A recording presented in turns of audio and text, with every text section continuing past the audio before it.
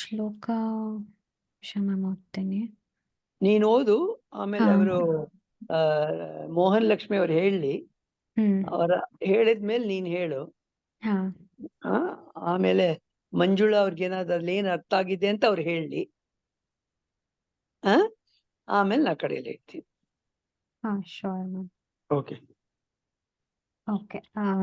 ಇದನ್ನ ಗುರುಜಿ ಅವ್ರ ಮಂಗಳ ಶ್ಲೋಕ ಅಂತಾನು ಹೇಳಿದ್ದಾರೆ. ಗುರು ವಂದನೆ ತರ ಇದರಲ್ಲಿ ಸಾಕ್ಷಿ ವಂದನೆ ಅರ್ಪಣೆ ಆಗಿದೆ.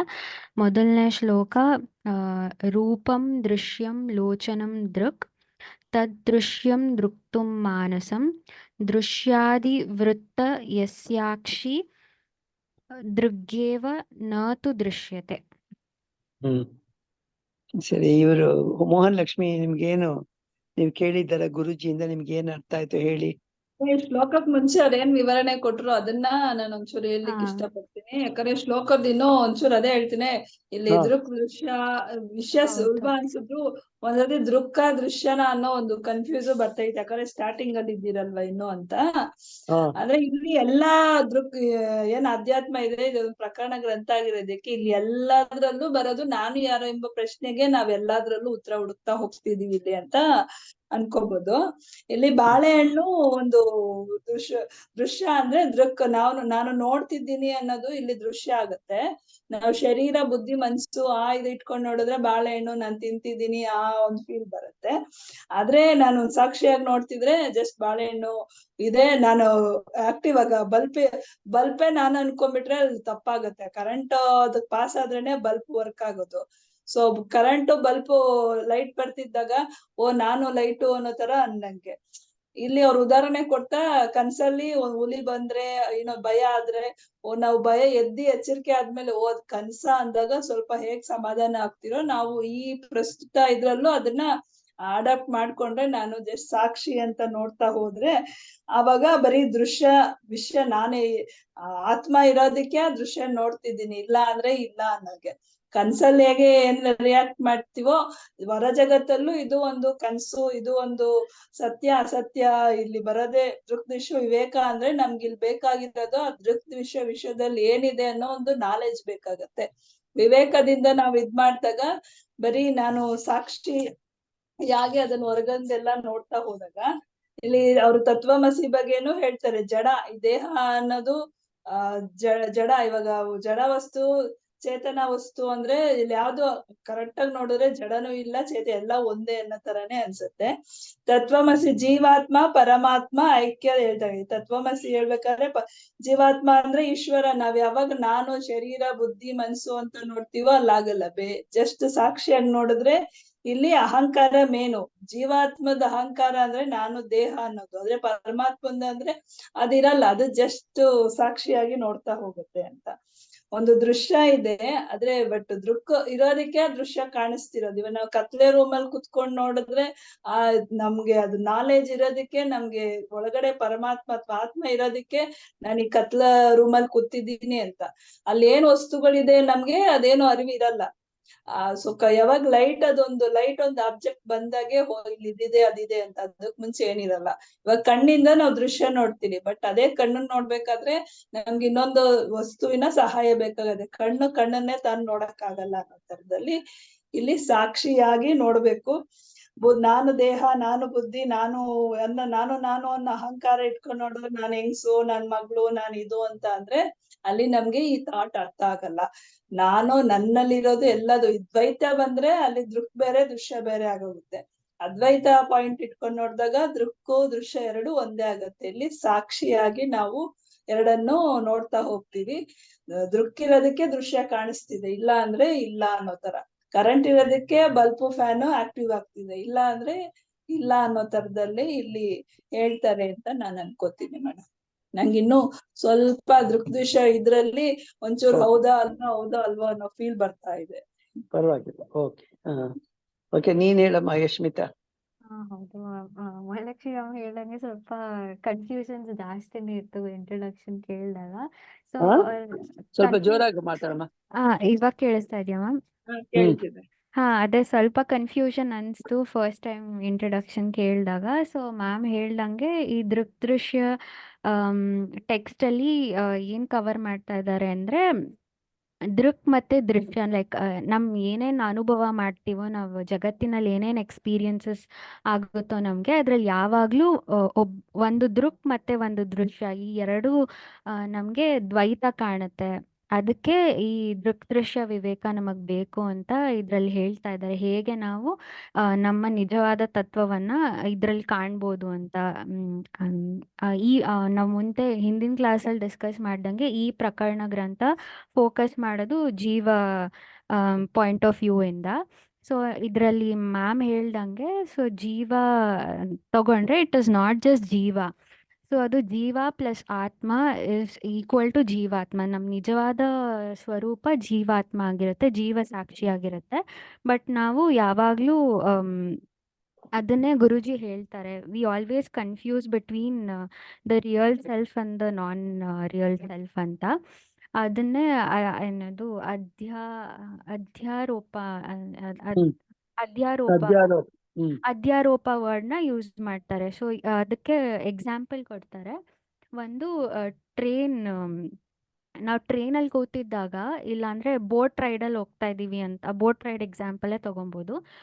ಬೋಟ್ ಹೋಗ್ತಾ ಇದೆ ಆದರೆ ನಮಗೆ ಆ ಸುತ್ತಮುತ್ತಲಿರೋ ಮರಗಳು ಹೋಗ್ತಾ ಇದೆ ಅಂತ ಅನಿಸುತ್ತೆ. ಸೊ ನಮ್ಮ ಆ ಬೋಟಲ್ಲಿ ಮೂವ್ ಆಗ್ತಾ ಇರೋದು, ಚಲಿಸುತ್ತಿರೋದನ್ನು ನಾವು ಅದ್ರ ಮೇಲೆ ಆರೋಪ ಮಾಡ್ತೀವಿ. ಸೊ ಇದನ್ನು ಈ ಎಕ್ಸಾಂಪಲ್ನ ನಮ್ಮ ಇದು ಅದು ವೇದಾಂತಿಕ್ ಇದರಲ್ಲೂ ತೊಗೊಬೋದು. ಹೇಗೆ ನಾವು ಇವಾಗ ನಮ್ಗೆ ಏನೇನು ಎಕ್ಸ್ಪೀರಿಯನ್ಸಸ್ ಆಗ್ತಾ ಇರುತ್ತೆ. ಸೊ ಇವಾಗ ಬಾಡಿಲಿ ಎಕ್ಸ್ಪೀರಿಯನ್ಸ್, ಸೊ ಇದನ್ನು ಬ್ರೇಕ್ ಡೌನ್ ಮಾಡ್ತಾರೆ. ಹೇಗೆ ನನಗೆ ಹಶ್ವಾಗ್ತಾ ಇದೆ, ನಂಗೆ ಬಾಯಾರಿಕೆ ಆಗ್ತಾ ಇದೆ. ಸೊ ಇದು ಎಕ್ಸ್ಪೀರಿಯನ್ಸಸ್ ಆಗ್ತಾ ಇರೋದು ನಮ್ಮ ದೇಹಕ್ಕೆ. ಆದರೆ ಅದನ್ನು ನಾನೇನು ಅನ್ಕೊತೀನಿ, ನನಗೆ ಆಗ್ತಾ ಇದೆ ಅಂತ ಅದನ್ನು ಅಧ್ಯಾರೋಪ ಮಾಡ್ಕೊತೀವಿ.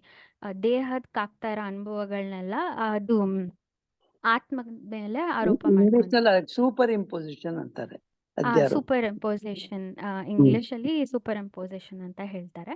ಸೊ ಅದನ್ನು we superimpose the bodily experiences. ನಮ್ಗೇನು ದೇಹದಲ್ಲಿ ಆಗ್ತಿರೋ ಅನುಭವಗಳನ್ನ ನಾವು ಆತ್ಮನ ಮೇಲೆ ಇಂಪೋಸ್ ಮಾಡ್ತೀವಿ. ಅದೇ ಥರ ನೆಕ್ಸ್ಟು ಅದಕ್ಕಿಂತ ಸೂಕ್ಷ್ಮವಾಗಿರೋದು ಮನಸ್ಸಿನಲ್ಲಿ ನಮ್ಗೆ ಏನೇನು ಭಾವಗಳು ಬರುತ್ತೆ, ಖುಷಿ ಆಗುತ್ತೆ, ದುಃಖ ಆಗುತ್ತೆ, ಅದ್ರ ಭಾವನೆಗಳನ್ನೆಲ್ಲ ನಾವು ಮೇಲೆ ಅಥವಾ ಮನ್ಸಲ್ಲಿ ಬರ್ತಿರೋ ಭಾವನೆಗಳನ್ನೆಲ್ಲ ಆತ್ಮನ ಮೇಲೆ ನಂಗೆ ಆಗ್ತಾ ಇದೆ ಅಂತ ದುಃಖ ಪಡ್ಕೊಂಡು, ಅದಕ್ಕೆ ಗುರೂಜಿ ಮೂವಿ ಎಕ್ಸಾಂಪಲ್ ಇಲ್ಲ ಸೀರಿಯಲ್ ಎಕ್ಸಾಂಪಲ್ ಕೊಡ್ತಾರೆ. ನಮಗೆ ಆಗ್ತಾ ಇದೆ ಅಂತ ಅಷ್ಟೊಂದು ಅನುಭವಿಸ್ಕೊಂಡು ದುಃಖ ಪಡ್ತೀವಿ ಅಂತ. ಆಮೇಲೆ ಇನ್ನೊಂದು ಎಕ್ಸ್ಪೀರಿಯನ್ಸಸ್ ಇಂಟೆಲೆಕ್ಚುವಲ್ ಇಲ್ಲ ಬುದ್ಧಿ. ಇದು ನನಗೆ ಗೊತ್ತಿದೆ, ಇದು ನನಗೆ ಗೊತ್ತಿಲ್ಲ. ಸೊ ಅದೆಲ್ಲ ಬುದ್ಧಿಗಾಗೋದನ್ನ ಆರೋಪ ಮಾಡ್ಕೊತೀವಿ ನನ್ನ ಮೇಲೆ ಅಂತ. ಇದಿಷ್ಟು ಅಧ್ಯಾರೋಪದ ಬಗ್ಗೆ ಹೇಳ್ತಾರೆ. ಅದಕ್ಕೆ ವಿ ನೀಡ್ ದೃಶ್ಯ ವಿವೇಕ. ಆ ವಿವೇಕದಿಂದ ಯಾವುದು ನಾನು, ಯಾವುದು ಬೇರೆ, which is the hear and the seen, ಆ ಡಿಫ್ರೆನ್ಸಸ್ನ ಕಾಣಬೇಕು ಅಂತ ಈ ಟೆಕ್ಸ್ಟ್ನ ಹೇಳಿದ್ದಾರೆ ಅಂತ. ಸೊ ಅದ್ರಲ್ಲಿ ಮೊದಲನೇ ಶ್ಲೋಕ ಏನು ಹೇಳುತ್ತೆ ಅಂದರೆ, ಓದಿ ಹೇಳು. At least what does it mean first ಶ್ಲೋಕ ಹೇಳು. ಓಕೆ, ಒಂದು ನಿಮಿಷ ಓಪನ್ ಮಾಡ್ತಾ ಇದ್ದೀನಿ.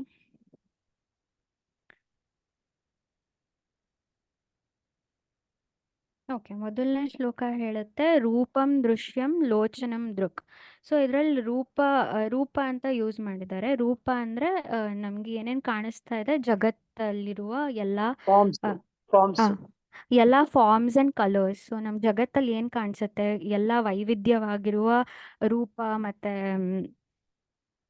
ಅದೃಶ್ಯಗಳು ಕಾಣಿಸುತ್ತೆ. ಸೊ ಅದು ಯಾವುದಕ್ಕೆ ಕಾಣಿಸ್ತಾ ಇದೆ, ಲೋಚನಂ ಅಂದರೆ ಕಣ್ಗಳ ಮೂಲಕ ನಾವು ಈ ಜಗತ್ತನ್ನು ಕಾಣ್ತಾ ಇದ್ದೀವಿ. ಕಣ್ಗಳು ಅಂದರೆ ಇಲ್ಲಿ ಗುರೂಜಿ ಹೇಳ್ತಾರೆ, it is all sense organs. ನಮ್ಮ ದೇಹದಲ್ಲಿಂದ ಯಾವುದೇ ಅನುಭವಗಳನ್ನ ತಗೊತಾ ಇದೀವೋ ಅದೆಲ್ಲನೂ ಈ ಇದರಲ್ಲಿ ಇನ್ಕ್ಲೂಡ್ ಆಗುತ್ತೆ. ಸೊ ನಮ್ಮ ಪ್ರಪಂಚ ನೋಡೋದು ಕಣ್ಣಿನ ಮೂಲಕ. ಏನೇನು ಎಕ್ಸ್ಪೀರಿಯನ್ಸಸ್ ಆಗ್ತಾ ಇದೆಯೋ ಲೌಕಿಕವಾಗಿ ಅದೆಲ್ಲನೂ ಲೈಕ್ ಇದನ್ನ ಹೆಂಗೆ ಮಾಡ್ತಾ ಇದ್ದಾರೆ ಅಂದರೆ, ತುಂಬ ವೈವಿಧ್ಯವಾಗಿದೆ ಜಗತ್ತು. ಆದರೆ ಅದನ್ನ ಕಾಣೋದಕ್ಕೆ ಏನು ಬೇಕು ನಮಗೆ, which is the important that is needed, ಅದಕ್ಕೆ ಯಾವುದು ಅಂದರೆ ಕಣ್ಣು. ಬಟ್ ಅಲ್ಲಿಗೆ ನಿಲ್ಲಿಸ್ತಾ ಇಲ್ಲ. This is very gross. So ಇವಾಗ ನಾನು ಟೇಬಲ್ ಮುಟ್ತಾ ಇದ್ದೀನಿ ಅಂದರೆ ನನ್ನ ಕೈಗೆ ಸೆನ್ಸಸ್ಗೆ ಎಲ್ಲ ಅನುಭವಕ್ಕೆ ಬರ್ತಾ ಇದೆ. ಅದು ನನಗೆ ನನ್ನ ಗ್ರಾಸ್ ಬಾಡಿ ಕಣ್ಗಳ ಮೂಲಕ ಗೊತ್ತಾಗುತ್ತೆ. ಬಟ್ ಈ ಕಣ್ಗಳನ್ನ ಇವಾಗ ಅದನ್ನೇ ಗುರೂಜಿ ಹೇಳ್ತಾರೆ, ಇವಾಗ ನಂಗೆ ಕಣ್ಣು ನೋವಿದೆ ಇಲ್ಲ ಸಟಲ್ ಎಕ್ಸ್ಪೀರಿಯನ್ಸಸ್ ಏನಾಗುತ್ತೆ ಅಂದರೆ ಅದು ಮನಸ್ಸಿನಿಂದ ಗೊತ್ತಾಗುತ್ತೆ. ಸೊ ಆದರೆ ಕಣ್ಣು ಇಸ್ ನಾಟ್ ದ ಫೈನಲ್ ದೃಕ್. ಅದಕ್ಕಿಂತ ಅದನ್ನೇ ಹೇಳ್ತಾರೆ ಅವ್ರು ಮೂರು ಇದೇ ಹೇಳ್ತಾರೆ. ಸಿಯರ್ ಒನ್ ಇಸ್ ನಮ್ಮ sense organs, then the seer two is the mind. ಅದಕ್ಕಿಂತ ಸೂಕ್ಷ್ಮವಾಗಿದೆ ಅದು ಮನಸ್ಸು. ಬಿಕಾಸ್ ಮನಸ್ಸಿಗೆ ಕಣ್ಣು ಗೊತ್ತಾಗುತ್ತೆ, ಕಣ್ಣಿನ ಎಕ್ಸ್ಪೀರಿಯನ್ಸಸ್ ಏನೇನು ಆಗ್ತಾ ಇದೆ ಅಂತ. ಸೊ ದ ಫೈನಲ್ ಕಣ್ಣಿನ ಮೂಲಕ ನೋಡ್ತಾ ಇರೋದು ಮನಸ್ಸು. ಸೊ ಇವಾಗ ನನ್ಗೆ ಇಲ್ಲಿ ನೋಡಬೇಕು ಅಲ್ಲಿ ನೋಡಬೇಕು ಅಂತ ಪ್ರೇರೇಪಿಸ್ತಾ ಇರೋದು ನನ್ನ ಮನಸ್ಸೇ. ಸೊ ಅದಕ್ಕೋಸ್ಕರ ಮನಸ್ಸು ಸಿಯರ್ ನಂಬರ್ 2 ಅಂತ ಹೇಳ್ತಾರೆ. ಅದಾದ್ಮೇಲೆ ಮನ್ಸು ಅಂದ್ರೆ ಏನು, ಲೈಕ್ ಇದೊಂದು ಆಲೋಚನೆ ಬರುತ್ತೆ, ಓ ಮೂವಿಗೆ ಹೋಗ್ಬೇಕು, ಇಲ್ಲ ಅಂದ್ರೆ ಅಲ್ಲಿ ತಿನ್ನಕ್ ಹೋಗ್ಬೇಕು, ಇಲ್ಲ ಕ್ಲಾಸ್ ಅಟೆಂಡ್ ಮಾಡ್ಬೇಕು, ಈ ತರ ವಿವಿಧವಾದ ಆಲೋಚನೆ ಬರ್ತಾ ಇರುತ್ತೆ. ಸೊ ಆ ಮನ್ಸಲ್ಲಿ ಬರ್ತಿರೋ ಆಲೋಚನೆಗಳನ್ನ ಗೊತ್ತಾಗ್ತಾ ಇರೋದು ಸಾಕ್ಷಿಗೆ. ಸೊ ಸಾಕ್ಷಿ is the seer number 3, the final seer ಅಂತ ಈ ಶ್ಲೋಕದ ಮೂಲಕ ಹೇಳ್ತಾರೆ. ಓಕೆ ಅದನ್ನೇ ಲೈಕ್ ಇನ್ನೂ ಓಕೆ ಜಾಸ್ತಿ ಇದೆ ಬಟ್ ಓಕೆ ಹೇಳೋಣ. ಬಟ್ ನಾವು ಲೆಟಸ್ ಸಿ ಮಂಜುಳಾ, ನಿಮಗೇನು ಅರ್ಥ ಆಯ್ತು? ನೀವು ಓದಿದ್ರೆ ನಿಮ್ಗೆ ಇದರಿಂದ ಏನ್ ತಿಳಿತು ಹೇಳಿ. ಈಗ ಯಶ್ಮಿತಾ ಎಲ್ಲ ಎಕ್ಸ್ಪ್ಲೈನ್ ಮಾಡಿದಾಳೆ, ಆಲ್ಮೋಸ್ಟ್ ಎಲ್ಲ ಹೇಳಿದಾಳೆ. ಇಲ್ಲ, ನೀವ್ ಅಂದ್ರೆ ಹೇಳಿ ತಿರ್ಗಾ. ಅದೇ ಇದು ಇಂಟ್ರೊಡಕ್ಷನ್ ನಲ್ಲಿ ಗುರೂಜಿ ಹೇಳಿರೋ ಪ್ರಕಾರ ಇದೊಂದು ಪ್ರಕರಣದಂತ ಹೌದು, ಆದ್ರೆ ಇದು ಅಡ್ವಾನ್ಸ್ಡ್, ಬೇಸಿಕ್ ಮತ್ತೆ ಅಡ್ವಾನ್ಸ್ ಅಂತ ಎರಡಿರುತ್ತೆ. ಅದ್ರಲ್ಲಿ ಇದು ಅಡ್ವಾನ್ಸ್ ಗ್ರಂಥ ಅಂತ ಹೇಳ್ತಿದ್ದಾರೆ. ಇದು ಜೀವ ಮತ್ತು ಮೋಕ್ಷ ಅಂದ್ರೆ ಜೀವನ ಜಾಸ್ತಿ ಇದನ್ನ ಸ್ಟ್ರೆಸ್ ಮಾಡಿ ಹೇಳಿದೆ ಈ ಗ್ರಂಥದಲ್ಲಿ. ಇದು ವಿವೇಕ ಅಂದ್ರೆ ನಿರ್ಧಾರ ತೆಗೆದುಕೊಳ್ಳೋದು ಅಂತ. ನಮ್ಗೆ ವಿವೇಕ ಇದೆ, ಆದ್ರೆ ಮುಖ್ಯವಾದ ವಿವೇಕ ನಾನು ಯಾರು ಎನ್ನೋ ವಿವೇಕ ನಮಗ್ ಬೇಕು, ಅದಿಲ್ಲ. ಅದನ್ನ ಅರಿಬೇಕಾದ್ರೆ ಈ ದೃಗ್ದೃಶ್ಯ ವಿವೇಕ ನಮ್ಗೆ ಸಹಾಯ ಮಾಡುತ್ತೆ. ಹಾಗೆ ಮತ್ತೆ ಆತ್ಮ ಅನಾತ್ಮ ವಿವೇಕ ಇರ್ಬೇಕು. ಬಾಹ್ಯ ಸಂಬಂಧದಿಂದ ನಾವು ನಾನು ಎಂತ ತಿಳ್ಕೊಂಡ್ಬಿಡ್ತೀವಿ. ಅಂದ್ರೆ ಬಾಹ್ಯ ಸಂಬಂಧದಿಂದ ನನ್ನ ಈ ದೇಹನೇ ನಾನು ಅಂತ ನಾವು ತಿಳ್ಕೊಳ್ತೀವಿ. ಆದ್ರೆ ನನ್ನೊಳಗೆ ಇರುವ ಒಂದ್ ಸಂಬಂಧದಿಂದ ಅಂದ್ರೆ ನನ್ನೊಳಗೆ ಒಂದು ಆತ್ಮ ಇದೆ, ಅದನ್ನ ಈ ದುಃಖ ಸಂತೋಷ ಇದೆ ಹೇಗೆ ನನ್ನೊಳಗೆ ಕಾಣೋ ನಾನು ಎರಡು ವಿಧ. ಅಂದ್ರೆ ನನಗೆ ಗೊತ್ತಿರೋ ನಾನೊಂದು, ಪ್ರಪಂಚಕ್ಕೆ ಕಾಣೋ ನಾನೊಂದು, ಇದಲ್ಲದೆ ಇನ್ನೊಂದಿದೆ, ಅದು ನಾನು, ಅದೇ ಆತ್ಮ. ನಾನು ಯಾರು ಅಂತ ತಿಳಿಬೇಕಾದ್ರೆ ಅದಕ್ಕೆ ಈ ವಿವೇಕ ಬೇಕು. ಈ ದೃಗ್ದೃಶ್ಯ ವಿವೇಕ ಈ ಆತ್ಮಜ್ಞಾನವನ್ನ ನಮ್ಗೆ ಕೊಡುತ್ತೆ ಅಂತ. ನಮ್ಗೆ ನಮ್ ಯಾವುದೇ ಅನುಭವದಲ್ಲಿ ಎರಡಿದೆ, ಒಂದು ಸಬ್ಜೆಕ್ಟ್ ಮತ್ತೆ ಆಬ್ಜೆಕ್ಟ್. ಅಂದ್ರೆ ವಿಷಯ ಹೀಗೆ ಅನುಭವಿಸುವಾಗ ಅಂದ್ರೆ ಅನುಭವಿಸುವವನು ಮತ್ತೆ ಅನುಭವಿಸಲ್ಪಡುವ ವಸ್ತು ಅಂದ್ರೆ ಎರಡಿದೆ. ಇಲ್ಲಿ ದ್ವೈತ ಇದೆ. ಇದಕ್ಕೆ ದ್ವೈತವನ್ನು ಹೋಗ್ಲಾಡ್ಸ್ಬೇಕು ಅಂದ್ರೆ ಇದು ಹೇಗೆ ಹೋಗ್ಲಾಡ್ಸೋದು ಅಂದ್ರೆ ಈ ಒಂದು ದೃಗ್ದೃಶ್ಯ ವಿವೇಕದಿಂದ ನಮ್ಗೆ ಸಾಧ್ಯ ಆಗುತ್ತೆ. ಇದು ದ್ವೈತ ಅನ್ನೋದು ನಮ್ಗೊಂದು ಮಿಥ್ಯಾನುಭವ. ಸತ್ಯದ ದೃಷ್ಟಿಯಲ್ಲಿ ಅಂದ್ರೆ ನಿಜವಾಗಿ ನೋಡಿದ್ರೆ ಇದಿಲ್ಲ, ಅಂದ್ರೆ ಎರಡಿಲ್ಲ, ಇರೋದು ಒಂದೇ. ಅದಕ್ಕೆ ದ್ವೈತ ನಿವಾರಣೆಗೆ ಈ ಒಂದು ಏನ್ ಹೇಳ್ತೀವಿ, ಇದು ದೃಗ್ದೃಶ್ಯ ವಿವೇಕ ನಮ್ಗೆ ಅಧ್ಯಯನ ಮಾಡ್ಬೇಕು. ಅಂದ್ರೆ ಅಧ್ಯಯನ ಮಾಡ್ಬೇಕು. ಅಂದ್ರೆ ಇದು ಈ ದೇಹ, ಗುರುಜಿ ಮಹಾವಾಕ್ಯ ಇದೆಯಲ್ಲ, ನಾನೆಂಬುದು ನಾನಲ್ಲ, ದೇಹ ಮನ ಬುದ್ಧಿ ನಾನಲ್ಲ ಅಂತ. ಈ ಸಚ್ಚಿದಾನಂದಾತ್ಮ ಶಿವನನ್ನು ನಾನೇ, ಇದನ್ನ ಅರಿಬೇಕಾದ್ರೆ ಜ್ಞಾನದಿಂದ ಮಾತ್ರ ಸಾಧ್ಯ ನಮ್ಗೆ. ಅಂದ್ರೆ ಇಲ್ಲಿ ದೇಹವನ್ನ ನಾನು ಅಂತ ನಾವು ತಿಳ್ಕೊಂಡ್ರೆ ಅದು ಅಧ್ಯಾಸ ಅಂತ ಆಗುತ್ತೆ. ಅಂದ್ರೆ ಬದಲಾಗದೆ ಇರೋ ಆತ್ಮ ದೇಹದ ಮೇಲೆ ಆರೋಪ ಮಾಡ್ತೀವಿ ನಾವು. ಅಂದ್ರೆ ಇದು ದೇಹದ ಆರೋಪ ಮತ್ತೆ ಮನಸ್ಸಿನ ಆರೋಪ, ಬುದ್ಧಿಯ ಆರೋಪ, ಇದನ್ನ ಅಧ್ಯಾಸ ಅಂತ ಹೇಳ್ತೀವಿ. ಈ ದೇಹ ಆತ್ಮನ ಮೇಲೆ ನಾವು ಆರೋಪ ಮಾಡ್ತೀವಿ. ಅಂದ್ರೆ ಈ ದೇಹನೇ ನಾನು ಅಂತ ಆತ್ಮನ ಮೇಲೆ ಆರೋಪ ಮಾಡ್ತೀವಲ್ಲ, ಇದು ಅಧ್ಯಾಸ ಅಂತ. ಅಂದ್ರೆ ಇದು ಆತ್ಮನ ಇರುವಿಕೆಯಲ್ಲಿ ಮಾತ್ರ ಈ ದೇಹ ಬೆಳಗೋದು. ಅಂದ್ರೆ ಈ ದೇಹನೇ ನಾನು ಅಂತ ನಾವು ಭಾವಿಸ್ತೀವಲ್ವಾ. ಮತ್ತೆ ಈ ವೈವಿಧ್ಯಮಯ ಪ್ರಪಂಚದಲ್ಲಿ ಏಕತ್ವ ಕಾಣ್ಬೇಕು ಅಂದ್ರೆ ಇದು ದೇಹ ನಾನಲ್ಲ ಅನ್ನೋ ಭಾವನೆ ನಮಗ್ ಬರ್ಬೇಕಾದ್ರೆ ಈ ದೃಗ್ದೃಶ್ಯ ವಿವೇಕನ ನಾವು ಅಂದ್ರೆ ಗುರುಜಿ ಹೇಳೋ ತರ ಈ ಆಮ್, ಎಲ್ಲೆಲ್ಲೋ ಹೋಗ್ತಾ ಇದ್ದೀನಿ ಅನ್ಸತ್ತೆ, ಸರಿಯಾಗಿ ಪರವಾಗಿಲ್ಲ, ಹೇಳ್ತಿಲ್ಲ. ಕರೆಕ್ಟ್ ಆಗೇ ಹೇಳ್ತಾ ಇದ್ದೀರಾ, ಚೆನ್ನಾಗಿ ಹೇಳ್ತಾ ಇದ್ದೀರಾ, ಹೇಳಿ. ಈ ಇದ್ರಲ್ಲಿ ಈ ಆತ್ಮನು ಇರುವಿಕೆಯಲ್ಲಿ ಮಾತ್ರ ದೇಹ ಬೆಳಗೋದು. ಆದ್ರೆ ನಾವು ತಿಳ್ಕೊಳ್ತೀವಿ ಇದು ನಾನೇ ಎಲ್ಲ, ನನ್ನಿಂದನೇ ಎಲ್ಲ ಆಗ್ತಾ ಇದೆ ಅಂತ ಭಾವಿಸ್ಕೊಳ್ತೀವಿ. ಆದ್ರೆ ಈ ಜಗತ್ತಿನಲ್ಲಿ, ಈ ಪ್ರಪಂಚದಲ್ಲಿ, ಈ ವೈವಿಧ್ಯಮಯ ಪ್ರಪಂಚದಲ್ಲಿ ಏಕತ್ವವನ್ನ ನಾವು ಕಾಣ್ಬೇಕು. ಅಂದ್ರೆ ಎಲ್ಲ ಒಂದೇ ಅನ್ನೋ ಭಾವ ನಮಗ್ ಬರ್ಬೇಕು. ಅದು ಬರ್ಬೇಕು ಅಂದ್ರೆ ವಿವೇಕ ಬೇಕು. ವಿವೇಕದಿಂದ ಮಾತ್ರ ಸಾಧ್ಯ. ಆದ್ರೆ ಇಲ್ಲಿ ಗುರೂಜಿ ಹೇಳ್ತಾರೆ ಇರೋದು ಎರಡೇ, ಅಂದ್ರೆ ಸಜೀವ ಮತ್ತು ನಿರ್ಜೀವ, ಅಂದ್ರೆ ಜೀವ ಮತ್ತು ಜಡ ಎರಡ್ ಮಾತ್ರ ಇದೆ. ಇದು ಕೂಡ ಎರಡಿಲ್ಲ, ಜಡ ಅಂತ ತಿಳಿಬೇಕಾದ್ರೆ ಅರಿವು ಬೇಕು ನಮ್ಗೆ. ಆ ಅರಿವೇ ಚೈತನ್ಯ. ಇದರ ವಿಶ್ಲೇಷಣೆ ನಮ್ಗೆ ಈ ದುರ್ದೃಶ್ಯ ವಿವೇಕ ಕೊಡುತ್ತೆ. ಇಲ್ಲಿ ಜೀವಾತ್ಮ ಮತ್ತು ಪರಮಾತ್ಮನ ಏಕತ್ವವನ್ನ ಕಾಣೋದೇ ದುರ್ದೃಶ್ಯ ವಿವೇಕ. ಇದೇ ತತ್ವವಸಿ ವಾಕ್ಯ. ಜೀವ ಸಾಕ್ಷಿ ಮತ್ತೆ ಈಶ್ವರ ಸಾಕ್ಷಿ ಎರಡು ಒಂದೇ ಎನ್ನುವುದು ಈಶ್ವರನ ಅನ್ನೋದು ಇಲ್ಲಿ ಹೇಳುತ್ತೆ. ಹಾಗೆ ಈಶ್ವರನ ಅಹಂಕಾರ ಮತ್ತೆ ಜೀವನ ಅಹಂಕಾರ ಅಂದ್ರೆ ಇಲ್ಲಿ ಗುರುಜಿ ಹೇಳ್ತಾರೆ ಈಶ್ವರನ ಈಶ್ವರನಿಗೂ ನಂಗಿದ ಆಶ್ಚರ್ಯ ಆಯ್ತು ಮೇಡಮ್ ಇಲ್ಲಿ ಕೇಳುವಾಗ ಗುರೂಜಿದು ಈಶ್ವರನ ಅಹಂಕಾರ ಅಂದಾಗ ನಂಗೆ ಅಲ್ಲಿ ಸ್ವಲ್ಪ ಕನ್ಫ್ಯೂಸ್ ಆಯ್ತು. 3-4 ಸಾರಿ ಕೇಳಿದೆ. ಅದನ್ನ ಆಮೇಲೆ ಅನ್ಸ್ತು ಈಶ್ವರನ ಅಹಂಕಾರದಿಂದ ಪ್ರಪಂಚಕ್ಕಾಗ್ಲಿ ನಮ್ಗಾಗ್ಲಿ ತೊಂದ್ರೆ ಇಲ್ಲ ಅಂತ ಹೇಳ್ತಾರೆ. ಆಮೇಲೆ ಜೀವನ ಅಹಂಕಾರ ಮತ್ತೆ ಈಶ್ವರನ ಅಹಂಕಾರ ಎರಡೂ ಬಿಟ್ರೆ ಮಾತ್ರ ಸಾಧ್ಯ. ಇದೇ ತತ್ವಮಸಿ ಮಹಾವಾಕ್ಯದ ಅರ್ಥ ಅಂತ ಆಮೇಲೆ ಅವರು ಹೇಳುವಾಗ ಅದು ಅರ್ಥ ಆಯ್ತು. ಅದು ನಾನು ಅರ್ಥ ಮಾಡ್ಕೊಂಡಿರೋ ತಪ್ಪ ಏನೋ ಅದು ಆಮೇಲೆ ನೀವು ಕರೆಕ್ಟ್ ಮಾಡಿ. ಇಲ್ಲ, ಹೋಗ್ತಾ ನಿಮ್ಗೆ ಗೊತ್ತಾಗತ್ತೆ. ಆಮೇಲೆ ಇದು ಜೀವನ ಅಹಂಕಾರ ಮತ್ತೆ ದೇಹ ಮನಸ್ಸು ಬುದ್ಧಿ ನಾನು ಅನ್ನೋದು ಸಂಕುಚಿತ ಭಾವ. ಅದು ಈಶ್ವರನ ಅಹಂಕಾರ ಆದ್ರೆ ಇಡೀ ವಿಶ್ವ ನಾನು, ಸರ್ವವ್ಯಾಪಿ ನಾನು ಅನ್ನೋದು ಈಶ್ವರನ ಅಹಂಕಾರ. ಈ ಎರಡೂ ಒಂದೇ ಸಾಕ್ಷಿಯ ರೂಪದಲ್ಲಿ. ಆದ್ರೆ ಜೀವ ಸಾಕ್ಷಿಯನ್ನು ಈಶ್ವರನ ಸಾಕ್ಷಿ ಅಂತ ತಿಳ್ಕೊಳ್ಳೋದೇ ಆತ್ಮಜ್ಞಾನ ಅಂತ. ಹಾಗೆ ಮತ್ತೆ ಈ ಶ್ಲೋಕಕ್ಕೆ ಮುಖ್ಯವಾಗಿ ಬಂದ್ರೆ ನಾವು ಇಲ್ಲಿ ಈ ಈಶ್ವರನ ಕೃಪೆ ಇಲ್ಲದೆ ಏನೂ ಆಗಲ್ಲ. ಆದ್ರೆ ಈಶ್ವರ ಇಲ್ಲಿ ಇನ್ನೊಂದು ಹೇಳ್ತಾರೆ, ಇಂದ್ರಿಯಗಳು ಮತ್ತೆ ಸಾಕು ಮನಸ್ಸು ಮತ್ತೆ ಇಲ್ಲಿ ಏನ್ ಹೇಳ್ತಾರೆ, ಇಂದ್ರಿಯಗಳು ನಮ್ಮ ಇಂದ್ರಿಯಗಳು ದೃಕ್ಕಾದ್ರೆ ಬಾಹ್ಯ ಪ್ರಪಂಚ ದೃಶ್ಯ ಆಗತ್ತೆ. ಇಂದ್ರಿಯ ಅಂದ್ರೆ ಗುರೂಜಿ ಹೇಳ್ತಾರೆ ಕಣ್ಣು ಮತ್ತೆ ನಮ್ಮೆಲ್ಲಾ ಪಂಚೇಂದ್ರಿಯಗಳು ದೃಕ್ಕಾದ್ರೆ ಬಾಹ್ಯ ಪ್ರಪಂಚ ದೃಶ್ಯ ಆಗತ್ತೆ. ಬಾಹ್ಯ ಪ್ರಪಂಚ. ಅಲ್ಲಿಗೆ ನಾವು ಮನಸ್ಸಿಗೆ ಕಣ್ಣಿನಲ್ಲಿ ಏನಾಗ್ತದೆ, ಇಂದ್ರಿಯಗಳ ಇದು ಗೊತ್ತಾಗ್ಬೇಕು ಅಂತಂದ್ರೆ ಕಣ್ಣು ದೃಶ್ಯ ಆಗತ್ತೆ, ಮನಸ್ಸು ದೃಕ್ಕ ಆಗತ್ತೆ. ಅವಾಗ ಆಮೇಲೆ ಮನಸ್ಸಿನ ಭಾವನೆಗಳನ್ನ ಮನಸ್ಸಿನ ಇದನ್ನ ತಿಳ್ಕೋಬೇಕು. ಮನಸ್ಸು ಅರಿವಾಗ್ಬೇಕಾದ್ರೆ ಸಾಕ್ಷಿ ದೃಕ್ಕ ಆಗತ್ತೆ, ಮನಸ್ಸು ದೃಶ್ಯ ಆಗತ್ತೆ. ಹೀಗೆ ಈಶ್ವರನ ಕೃಪೆ ಇಲ್ಲದೆ ಏನೂ ಆಗಲ್ಲ. ಆದ್ರೆ ಈಶ್ವರನ ಕೃಪೆಗೆ ದೇಹ ಸಾಧನ ಅಷ್ಟೇ. ಅಂದ್ರೆ ಸಾಕ್ಷಿಯೇ ಪರಮಾತ್ಮ.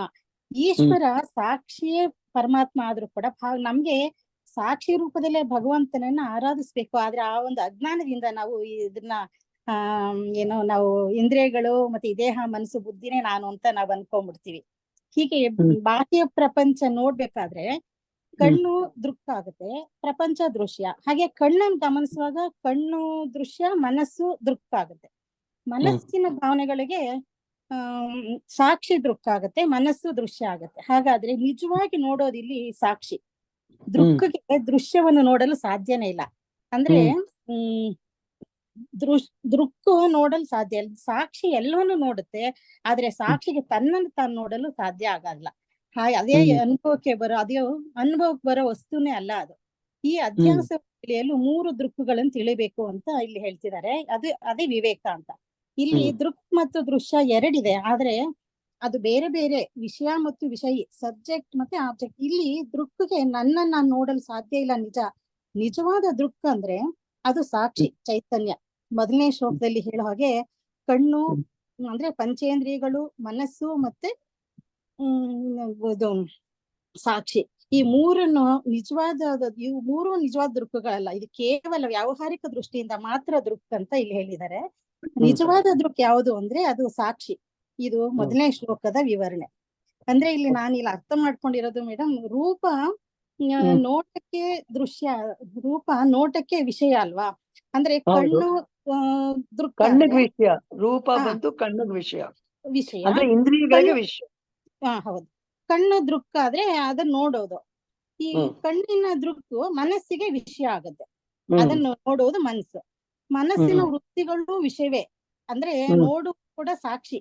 ಮನಸ್ಸಿನ ವೃತ್ತಿ ನೋಡು ವಿಷಯ ಆದ್ರೆ ನೋಡೋದು ಸಾಕ್ಷಿ. ಈ ಸಾಕ್ಷಿ ಯಾವುದಕ್ಕೂ ವಿಷಯ ಆಗುವುದೇ ಇಲ್ಲ. ಅಂದ್ರೆ ಇದು ನೋಡಲ್ಪಡುವುದೇ ಇಲ್ಲ. ಇದು ಅಂದ್ರೆ ಸಾಕ್ಷಿ ಯಾವಾಗ್ಲೂ ಇರುವಂತದ್ದು. ಅದಕ್ಕೆ ಅದನ್ನ ನೋಡಕ್ ಆಗಲ್ಲ. ಮತ್ತೆ ಇಲ್ಲಿರೋದು ಒಂದೇ ದೃಕ್ ಮಾತ್ರ, ಇದು ಸಾಕ್ಷಿ ಮಾತ್ರ ಅಂತ ಅಂದ್ರೆ ನಾನು ಆತ್ಮ ಇದ್ರ ಕಡೆಯಲ್ಲಿ ಏನ್ ಹೇಳಿದ್ರೆ, ಆತ್ಮ can never become an object, it is ever the subject ಅಂತ. ಇಷ್ಟ ಅರ್ಥ ಆಗಿದೆ ಮೇಡಮ್. ನಾನು ಹೇಗೆ ಇಲ್ಲ, ಚೆನ್ನಾಗಿದೆ ಎಲ್ಲ ಹೇಳಿದ್ರಿ, ಸರಿಯಾಗಿ ಹೇಳಿದ್ರಿ. ಸೊ ಅಲ್ಲಿ ನಾವು ನಂಗೆ ಇದು ಈಶ್ವರನ ಅಹಂಕಾರ ಮತ್ತೆ ಜೀವನ ಅಹಂಕಾರ ಅಂತ ಹೇಳ್ತಾರಲ್ಲ, ಅದು ಬರುತ್ತೆ, ಆಮೇಲೆ ಇನ್ನೊಂದ್ಸರಿ ಬರುತ್ತೆ. We will come to it, ಅದು ಆಮೇಲೆ ಹೇಳೋಣ. ಗುರುಜಿಗೆ ಅದ್ರ ವಿಕಾರ ಅದು ತುಂಬಾ ಇರುತ್ತೆ, ನಾವು ಅದಕ್ಕೆ ಬಂದಾಗ ಬರೋಣ. ವಿ ವಿಲ್ ಡೆಫಿನೆಟ್ಲಿ, ಆಸ್ ನೀವ್ ಹೇಳ್ದಂಗೆ ಈಶ್ವರಾಗೂ ನನ್ನಿಂದ ಎಲ್ಲೇ, ಯಾಕಂದ್ರೆ ನಾನೇ ಇವಾಗ ನಾನು ಈಶ್ವರ ಅನ್ಕೊಂಡ ತಕ್ಷಣ ನನ್ನಿಂದ ಎಲ್ಲ ಅಂತ ಬರುತ್ತಲ್ಲ, ಅದು ಒಂದು ಅಹಂಕಾರನೇ ಅಲ್ವಾ. ಹೌದೌದು. ಐ ಆಮ್ ಗಾಡ್ ಅಂತ ಹೇಳ್ಕೊಳ್ಳೋದುನು ಒಂದು ಅಹಂಕಾರನೇ. ನೀವು ಗಾಡ್ ಅನ್ನ ಎಕ್ಸ್ಪೀರಿಯನ್ಸ್ ಮಾಡಬಹುದು, ತತ್ವಮಸಿ ಎಲ್ಲ ಅರ್ಥ ಆಗಿದೆ, ಬಟ್ ನಾನು ಅಂತ ನೀವ್ ಹೇಳ್ಕೋಬೇಕಾಗಿಲ್ಲ. ಆದ್ರೆ ನಾನ್ ಈಶ್ವರ ಅಂತ ಅನ್ಕೊಂಡ್ರೆ ಅವಾಗ ನನ್ನಿಂದಾನೇ ನಾನಿದ್ರೇನೆ ಈ ಪ್ರಪಂಚ, ನಿಲ್ದರೆ ಪ್ರಪಂಚ ಇಲ್ಲ ಅಂತ ಬಂದ್ಬಿಡತ್ತೆ. ಸೊ ಅದು ಒಂದು ಅಹಂಕಾರನೇ ಅಲ್ವಾ. ಆದ್ರೆ ಅಹಂಕಾರದಿಂದ ಯಾರಿಗೂ ಏನು ಕೆಟ್ಟದಾಗಲ್ಲ. ಆದ್ರೆ ಜೀವ, ನಾನು ಟೀಚರು, ನಾನ್ ತಾಯಿ, ನಾನ್ ಹೆಂಡತಿ, ನಾನಿದು ಅಂತ ಆ ಅಹಂಕಾರದಿಂದ ಎಲ್ರಿಗೂ ಕಷ್ಟ ಆಗ್ಬೋದಲ್ವಾ. ಅದು that is what is telling. But ಈ ನಾನು ಜೀವ ಬ್ರಹ್ಮ ಐಕ್ಯವಾದಾಗ ಈವನ್ ನಾನು ದೇವ್ರು, ನಾನು ಈಶ್ವರ ಅನ್ನೋದು ಕೂಡ ಹೊರಟೋಗ್ಬೇಕು, ಅದು ಅಂತ ಆ ಫೀಲಿಂಗ್. ಓಕೆ, ಸೊ ನಾವು ನಿನ್ನೆ ನೋಡ್ದಂಗೆ ಈ ದೃಗ್ದೃಶ್ಯ ವಿವೇಕದಲ್ಲಿ ಇದು ವಿದ್ಯಾರಣ್ಯರು ಹೇಳ್ತಾರೆ, ಕೆಲವು ಕಡೆ ಕೆಲವರು ಭಾರತೀ ತೀರ್ಥರು, ನಾವು ಭಾರತೀ ತೀರ್ಥರು ಅಂತ ಅನ್ಕೊಳ್ಳ. ಇದರಲ್ಲಿ ಫೋಕಸ್ ಮಾಡಿರೋದು ಮೇನ್ ಆಗಿ ಜೀವ ವಿಚಾರ ಹೇಳ್ದಂಗೆ, ಅದನ್ನೇ ಜಾಸ್ತಿ ಜೀವ ಬಗ್ಗೆ ತಿಳ್ಕೊಳಕ್ಕೆ. ಆಮೇಲೆ ಸೊ ಇದ್ರಲ್ಲಿ ಏನ್ ಮಾಡ್ತಾರೆ ಅಂದ್ರೆ, ಶುರುನಲ್ಲೇ ಇವರು ಏನ್ ಮಾಡ್ತಾರೆ, ಈ ಜೀವನ ವಿಶ್ಲೇಷಣೆ ಮಾಡ್ತಾರೆ, ಅನಲೈಸ್ ಮಾಡ್ತಾರೆ ಜೀವನ. ಜೀವ ಅಂದ್ರೆ ಯಾರು, ಜೀವ ಅಂದ್ರೆ ಏನು ಅಂತ ಒಂದು ಅನಲೈಸ್ ಮಾಡ್ತಾರೆ. ಸೊ ಅದು ಈ ಜೀವ ಅಂದ್ರೆ ಯಾರು ಅನಲೈಸ್ ಮಾಡಿದ್ರು, ಅದಕ್ಕೆ ಬೇರೆ ಅನಾಲಿಸಿಸ್ ಅಂದ್ರೆ ಅದಕ್ಕೆ ಬೇರೆ ಬೇರೆ ಕಾಂಪೊನೆಂಟ್ಸ್ ಇರುತ್ತೆ. ಅದರಿಂದ ಏನೆಂದ ಮಾಡಲ್ಪಟ್ಟಿದೆ, ಏನೆಲ್ಲ ಅದ್ರೊಳಗೆ ಇದೆ, ಈ ಹ್ಯೂಮನ್ ಪರ್ಸನಾಲಿಟಿ, ಒಂದು ಮನುಷ್ಯ ಅಂದ್ರೆ ಅವನಲ್ಲಿ ಏನೆಲ್ಲ ಇದೆ ಅಲ್ವಾ, ಅದೆಲ್ಲ ತಿಳ್ಕೊಳ್ಳೋದೇ ಅನಾಲಿಸಿಸ್, ವಿಶ್ಲೇಷಣೆ. ಸೊ ಇದನ್ನ ನಾವು ಜೀವ ಅಂದ್ರೆ ಏನು ಅಂತ ನಾವು ತತ್ವಬೋಧ ವಿವೇಕ್ ಚೂಡಾಮಣಿಲಿ ಸಾಕಷ್ಟು ತಿಳ್ಕೊಂಡಿದೀವಿ. ಅಲ್ಲಿ ಹೇಳಿದ್ದಾರೆ ಜೀವ ಅಂದ್ರೆ ಶರೀರತ್ರಯಂ ಅಂತ. ಅಂದ್ರೆ ಈ ಜೀವ ಅನ್ನೋದಕ್ಕೆ 3 ಶರೀರಗಳಿದೆ. ಸ್ಥೂಲ ಶರೀರ ಇದೆ, ಸೂಕ್ಷ್ಮ ಶರೀರ ಇದೆ, ಕಾರಣ ಶರೀರ ಇದೆ. ಆಮೇಲೆ ಇದು 3 ಬಿಟ್ಟು ಒಂದು ಆತ್ಮ ಅಂತ ಇದೆ ಅಂತ ನಾವು ತತ್ವಬೋಧ ವಿವೇಕ್ ಚೂಡಾಮಣಿಲಿ ತಿಳ್ಕೊಂಡಿದೀವಿ ಇದ್ರ ಬಗ್ಗೆ. ಆಮೇಲೆ ಇದಲ್ದೆ ಈ ಎರಡರಲ್ಲಿ ಇದು ಇನ್ನೊಂದು ಪಾಯಿಂಟ್ ಆಫ್ ವ್ಯೂ ಏನು ಅಂದ್ರೆ, ದೃಷ್ಟಿಕೋನ ಏನು ಅಂದ್ರೆ, ಪಂಚಕೋಶ ವಿವೇಕ. ಅಂದ್ರೆ ಈ ಜೀವ ಅನ್ನೋದ್ರಲ್ಲಿ 5 ಕೋಶಗಳಿದೆ, ಪಂಚಕೋಶಗಳಿದೆ. ಅನ್ನಮಯ ಕೋಶ, ಪ್ರಾಣಮಯ ಕೋಶ, ಮನೋಮಯ ಕೋಶ, ವಿಜ್ಞಾನಮಯ ಕೋಶ, ಆನಂದಮಯ ಕೋಶ ಅಂತ. ಸೊ ಅದನ್ನು ಆಮೇಲೆ ಇದೆಲ್ಲನ್ನು ಬೆಳಗಿಸೋದು ಒಂದು ಆತ್ಮ ಅಂತ ಬೇರೆ ಇದೆ ಅಂತ ಅದನ್ನು ತಿಳ್ಕೊಂಡಿದ್ದೀವಿ. ಸೊ ಇದರಲ್ಲಿ ಇದನ್ನು ಈ ಆತ್ಮ, ಈ ಜೀವ, ಈ ಶರೀರತ್ರಯಮು ಆತ್ಮ ಬೇರೆ ಬೇರೆ. ಅಂದ್ರೆ ಶರೀರತ್ರಯವು ಅನಾತ್ಮ, ಸೊ ಇದು ಆತ್ಮ, ಅದು ಅನಾತ್ಮ. ಆತ್ಮ ಅಂದ್ರೆ ಏನು, ಯಾವತ್ತೂ ಚೇಂಜ್ ಆಗದೆ ಇರೋದು, ಅದಕ್ಕೆ ಯಾವುದು ಶೇಪ್ ಇಲ್ಲ, ಅದಕ್ಕೆ ಹುಟ್ಟಿಲ್ಲ, ಸಾವಿಲ್ಲ, ಅದಕ್ಕೆ ರೂಪ ಇಲ್ಲ, ಏನಿಲ್ಲ, ಇದು ಆತ್ಮ. ಸೊ ವೆನ್ ಯು ಸೇ ಶರೀರತ್ರಯ 3 ಶರೀರಗಳು ಅನಾತ್ಮ ಅಂದ್ರೆ ಇದೆಲ್ಲ ಬದಲಾಗೋದು ಅಲ್ವಾ, ಎಲ್ಲ ಬದಲಾಗೋದು, ಅದಕ್ಕೆ ಬದಲಾಗೋದಕ್ಕೆಲ್ಲ ಅನಾತ್ಮ ಅಂತೀವಿ. ಹಾಗೆ ನಾವು ವಿವೇಕ್ ಚೂಡಾಮಣಿ ತತ್ವಬೋಧದಲ್ಲಿ ಈ ಪಂಚಕೋಶ ವಿವೇಕ ತಿಳ್ಕೊಂಡಾಗ್ಲೂ ಗೊತ್ತಾಗತ್ತು, ಈ ಪಂಚಕೋಶಗಳು ಎಲ್ಲ ಬದಲಾಗತ್ತೆ, ಇದೆಲ್ಲ ಅನಾತ್ಮ, ಅದನ್ನ ಬೆಳಗಿಸೋನ ಆತ್ಮ ಅಂತ ನಾವು ಅಲ್ಲೂ ತಿಳ್ಕೊಂಡಿದ್ದೀವಿ.